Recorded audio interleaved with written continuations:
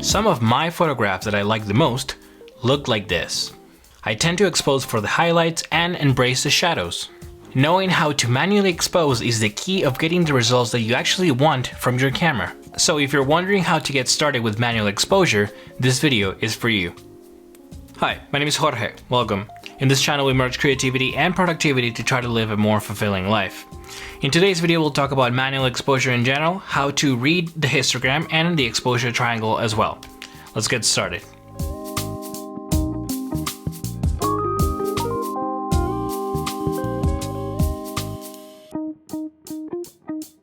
At the beginning of their journey, most photographers are trying to learn and figure out how to expose their photographs properly. However, it is really easy to get carried away with the technical aspects and lots of technical questions that lead nowhere. General questions like what metering mode is the best, or should I use aperture priority versus shutter priority, or should I use auto ISO, and if so, what are the minimum and maximum values that you normally set? Things like that. And I honestly believe these are the wrong questions to be asking if you don't understand exposure, at least at the beginning. Therefore, the first step to become a better photograph is to understand exposure in general and to expose manually. And a quick disclaimer, if you don't shoot in manual mode and you use other methods and they work for you, that's great. There is nothing wrong with that. But I personally don't like the camera thinking for me, hoping that it understands what I'm trying to achieve, hoping that it nails the exposure, and hoping that it captures the moment when I need it to. No. I've talked about this in my previous video, taking control of your settings, taking control of the camera. Link in the description below. So for example, in a situation like this, waiting at the platform for hours to try to get a photo leaves no room to mess up the exposure and pray that the camera does a good job. Or waiting at a spot like this for hours for someone to walk into the frame and pray that the focusing system does what it's supposed to. No. I'd rather take control of the camera myself. And it's not as easy as it sounds. If you missed the focus or if you didn't nail the exposure, it's on you. There's nobody to blame. However, if you're a beginner, you will accelerate your learning curve quite a bit, which is great. While you can learn by doing and just figure out manual mode as you go, it's a lot easier if you go over the basics and you learn the exposure triangle. There's a lot of resources out there and I will include those in the description of the video. However, for now, let's take a quick look at the most basic version of the exposure triangle. The three main pillars of exposure are ISO, shutter speed, and aperture. Each of these have a minimum and maximum value, and I'll be referencing the values of the X100 as a base for this example, or at least the values that I like to use. The ISO is basically the level of gain of the sensor.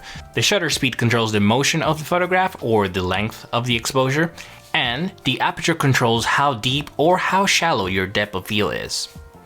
Now that you understand these things, it's a game about balancing and understanding what you are trying to achieve. In a sunny and bright day like this, you shoot with the minimum ISO. There is no need to bump it up, there is no need to get additional gain and noise in your image when you have that much light. When getting ready to take a photo like this, you normally go with higher shutter speed because you're trying to freeze the frame, you're trying to capture the motion. And there might be other scenarios like portraits or product photography where you want to control the depth of field, you want to make sure it is shallow or deep, and that is your main objective. Sounds maybe a little bit complicated, but it's fairly easy to understand and I can show you with the camera as well. Most of the time I'm living in the 1000 to 4000 range right here. Most of the time in well-lit scenarios, I'm only shooting at the base ISO or 200.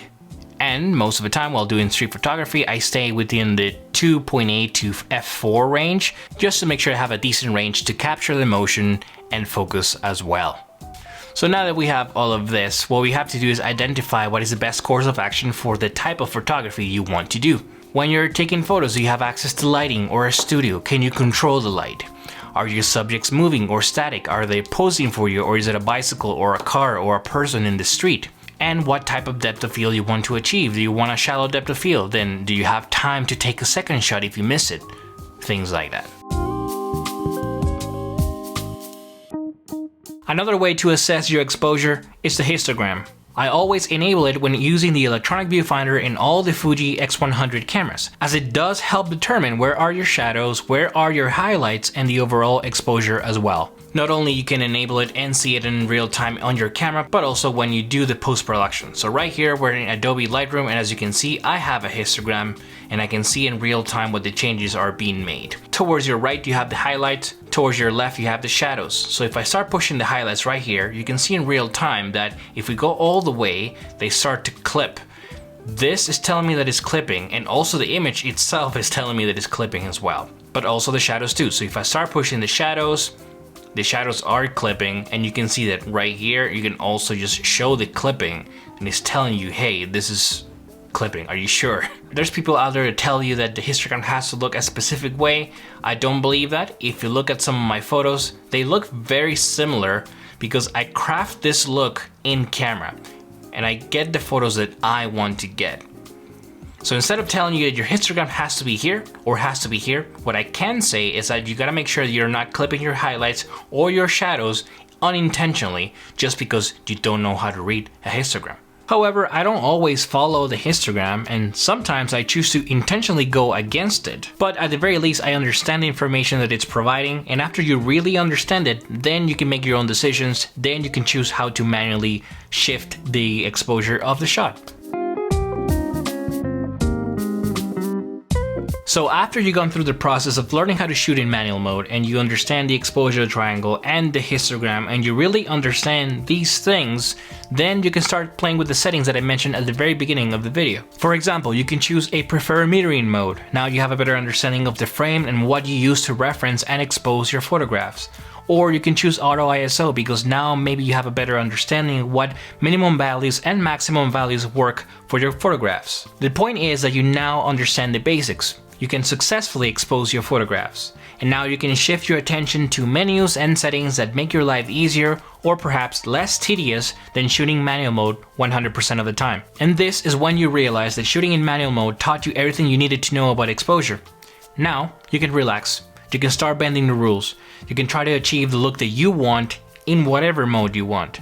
It's fine.